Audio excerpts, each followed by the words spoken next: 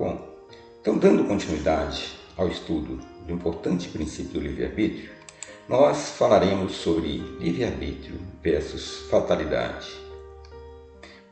Muitas das vezes o ser humano acha que tudo o que acontece na vida é fatalidade, ou às vezes que é o destino, ou que ele estava predestinado para a infelicidade, ou para a tristeza, ou para a riqueza. Nós veremos que não. Nós veremos que a doutrina espírita, ao contrário, vai nos mostrar que o nosso livre-arbítrio prepondera a partir da criação divina e que nós, então, estamos livres para escolher o caminho. E a escolha desse caminho é que vai resultar no bem ou no mal, na felicidade ou na infelicidade que nos acompanhará. Na questão 851 do Livro dos Espíritos, Kardec faz a seguinte pergunta: haverá fatalidade nos acontecimentos da vida, conforme o sentido que se dá a este vocábulo? Quer dizer, todos os acontecimentos são pré-determinados? E neste caso, que vem a ser do livre-arbítrio? Pergunta inteligente. A resposta, então, não poderia ser menos interessante e menos inteligente. O Espírito da Verdade nos diz que a fatalidade existe unicamente pela escolha que o Espírito fez ao encarnar, desta ou daquela prova para sofrer. Então, nessa primeira frase, nós vamos ver que as provas, as expiações que nós vamos ter, elas são escolhidas pelo Espírito no plano espiritual, no seu planejamento reencarnatório. Então, de acordo com a sua necessidade de evolução, ou com a necessidade de se compatibilizar com a lei divina, ele vai escolher, então, nascer pobre ou rico, ou às vezes com algumas enfermidades que irão nascer no seu corpo desde a infância, ou desde o seu nascimento, conforme nós vimos em relação ao perispírito, que ficará gravado e ali será a oportunidade que ele terá de se depurar. Então, essas questões ligadas a essas escolhas materiais, nós vamos dizer assim que elas são uma fatalidade, que são escolhas prévias. Mas mesmo sendo fatalidade, nós vamos ver que o Espírito participa na sua escolha. Então, elas não vão acontecer de forma aleatória. E a espiritualidade continua. Escolhendo-a, instituiu para si uma espécie de destino, que é a consequência mesmo da posição que vem a achar-se colocado. Falo das provas físicas, pois, pelo que toca às provas morais e às tentações, o Espírito, conservando o livre-arbítrio quanto ao bem ou ao mal, é sempre senhor de ceder ou de resistir. Então, repetindo, essa escolha é em relação às provas físicas. Agora, as provas morais, se ele vai, então, seguir o caminho do bem, se ele vai roubar, se ele vai matar, se ele vai ser um marginal ou se ele vai ser um homem de bem, isso vai depender do Espírito. Isso não existe, então, um pré-determinismo dentro dessa questão. A espiritualidade continua. Ao vê-lo franquear um bom espírito, pode vir-lhe em auxílio, mas não pode influir sobre ele de maneira a dominar-lhe a vontade. Então, quando o homem fraqueja perante as provas, o bom espírito vem de auxiliar, mas o bom espírito não domina sua vontade, ele dá intuição. O seu anjo da guarda, então, vai lhe mostrar o melhor caminho, mas cabe a ele decidir qual o caminho vai adotar. E ele fala, o mau espírito, isso é, o espírito inferior, mostrando-lhe, exagerando aos seus olhos um perigo físico, o poderá abalar e amedrontar. Nem por isso, entretanto, a vontade do espírito encarnado deixa de conservar-se livre de quaisquer peias. Então, ainda que haja um espírito superior, que seja, por exemplo, o inimigo do passado, que queira fazê-lo cair perante aquela prova, a vontade é do encarnado. Se ele deixar-se levar por este caminho, não é um determinismo.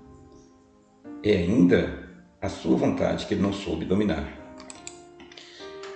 Questão 852. Kardec pergunta: há pessoas que parecem perseguidas por uma fatalidade, independente da maneira por que procedem.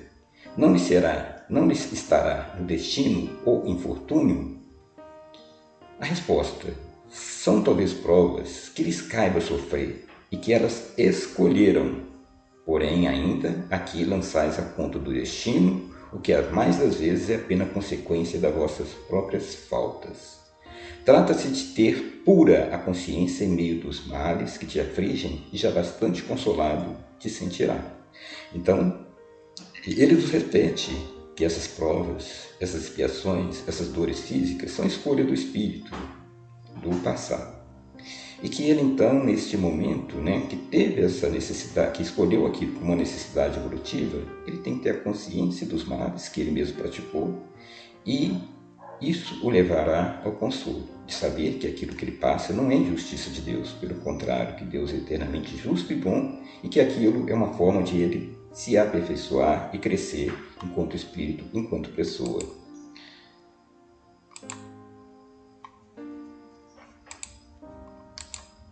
Na 853, a pergunta é a seguinte: algumas pessoas só escapam de um perigo mortal para cair. Algumas pessoas só escapam de um perigo mortal para cair no outro. Parece que não podiam escapar da morte. Não há nisso fatalidade? Fatal, no verdadeiro sentido da palavra, só um instante da morte o é. Chegar nesse momento, de uma forma ou de outra, a ele não podeis furtar. Então, a única fatalidade que existe é em razão à nossa morte. A espiritualidade, então, nos explica que a natureza da morte, muitas vezes, também já é escolhida pelo espírito no plano espiritual, e quando ele reencarna, ele já tem essa consciência do tipo de morte que ele vai ter, decorrente das atividades que ele irá desenvolver na Terra. Isso, então, é uma realidade. A única morte, então, que não é uma fatalidade, que não é uma escolha do espírito, é o suicídio. Seja o suicídio indireto, ou seja, aquele em que a pessoa não quer encarnar, mas ela tem um comportamento de vida nocivo, seja, por exemplo, através do uso de drogas, excesso de bebidas alcoólicas, um comportamento de risco, um comportamento sexual desvairado, tudo isso poderá levar a que ela morra antes do tempo. Então a espiritualidade nos mostra que isso é suicídio e que ela terá as consequências espirituais desse mau uso da vida que ela fez. Ou o suicídio direto, que é aquele quando a pessoa então tem a vontade e o desejo de suicidar. Fora isso, os gêneros de morte então já são determinados do momento em que acontecerão. A não ser que haja então essa imprudência dessa pessoa, essa negligência que a levará à morte. E na questão 853, letra A, Kardec faz outra pergunta. Assim, qualquer que seja o perigo que nos ameace, se a hora da morte ainda não chegou, não morreremos? A resposta da espiritualidade é não, bem categórica. Não perecerás, e tens disso milhares de exemplos.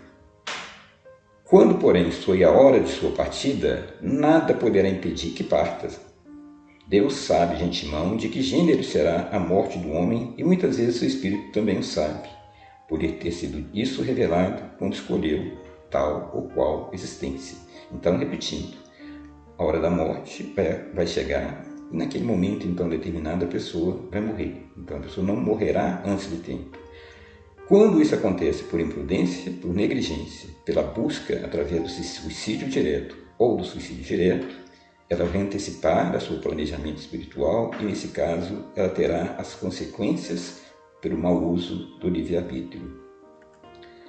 Na questão 859 do Livro dos Espíritos, na linha A pergunta é: haverá fatos que forçosamente devam dar-se e que os espíritos não possam conjurar, embora o queiram? Ou seja, fatos que estão determinados a acontecer e que os espíritos daquele então, embora queiram, não podem mudar.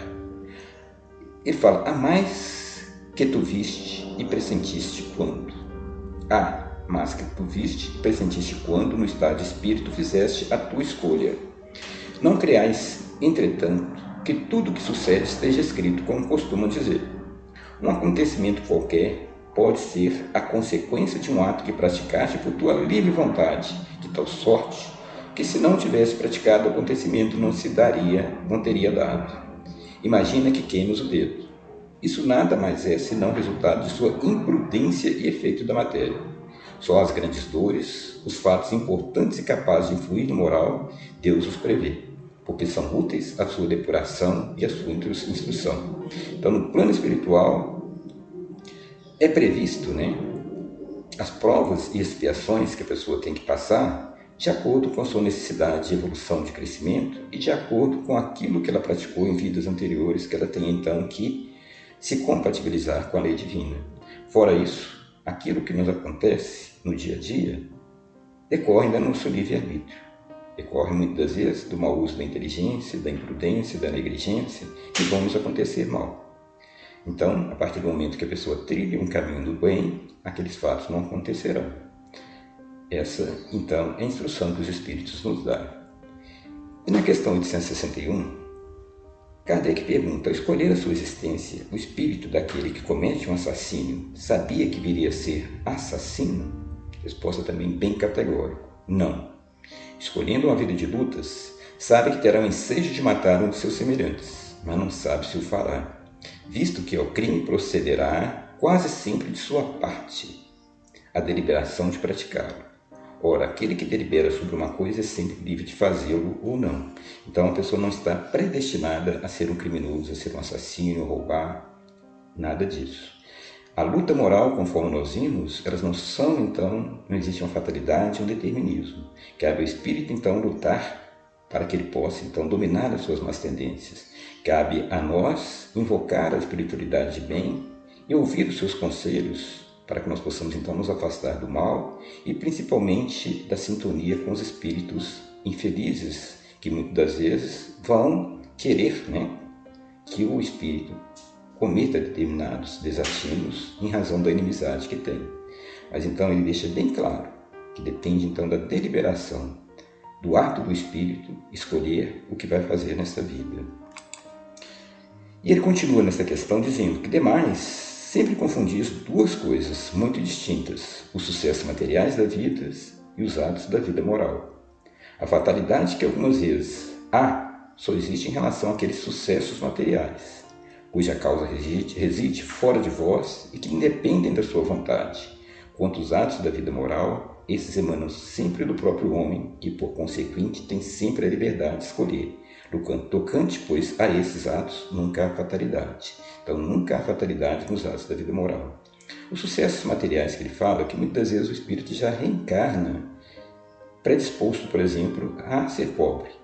Numa encarnação anterior, suponhamos que ele tenha sido o mau rico, ou o mau chefe, usou mal o dinheiro, prejudicou as pessoas. Então ele mesmo escolhe essa prova no plano espiritual para vir em pobreza, para que ele possa então dar valor ao dinheiro, aprender a amar as pessoas.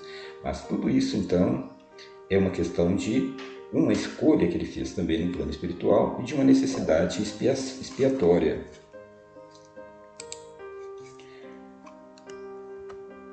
Na questão 144, a espiritualidade pergunta, Kardec pergunta, do livro O Consolador, é perguntado ao Espírito Emmanuel se os fenômenos premonitórios atestam a possibilidade de presciência em relação ao futuro, ou seja, muitas das vezes as pessoas ficam querendo saber o futuro, o que lhe acontecerá no futuro.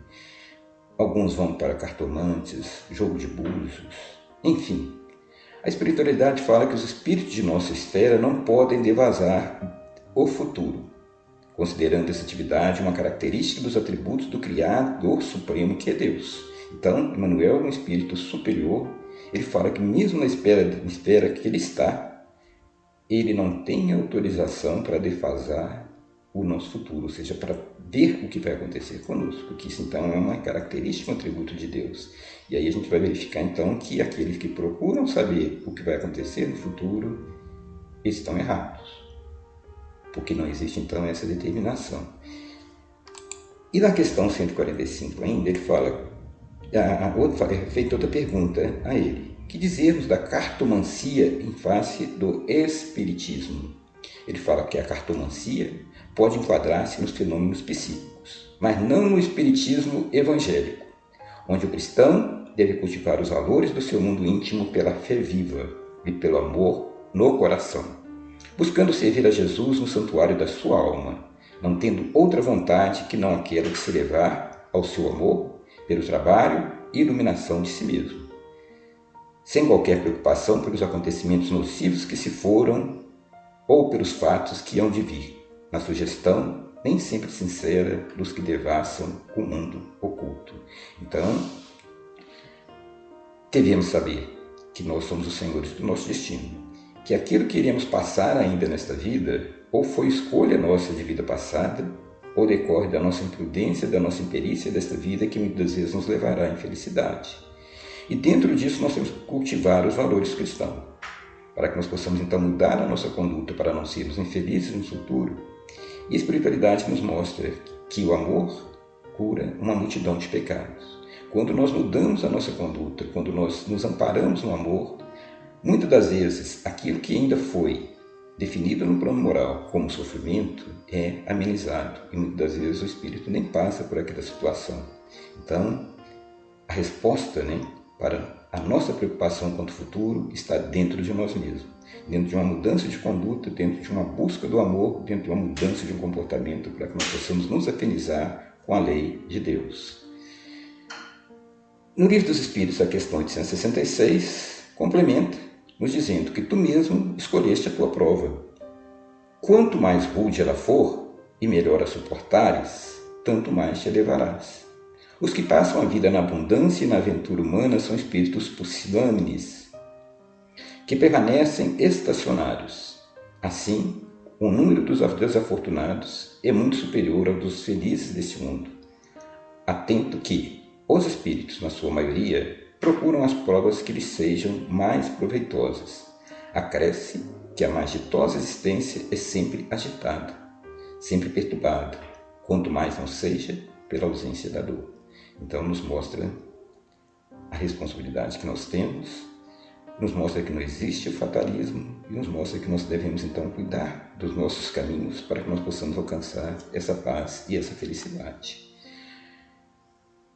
E, confirmando aquilo que nós já dissemos, na questão 146 do Consolador, Emmanuel nos fala, com exceção do suicídio, todos os casos de encarnação são determinados previamente pelas forças espirituais que orientam a atividade do homem sobre a Terra.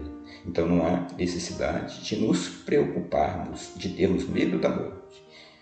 Basta que nós então passemos a confiar em Deus e colocando nele toda a nossa confiança, sabendo que Ele é o Senhor do nosso destino, da nossa vida. Que Deus possa nos abençoar e que a paz de Cristo possa prevalecer em cada coração, em cada família, e no Brasil e no mundo, neste momento difícil em que passamos. Muita paz a todos.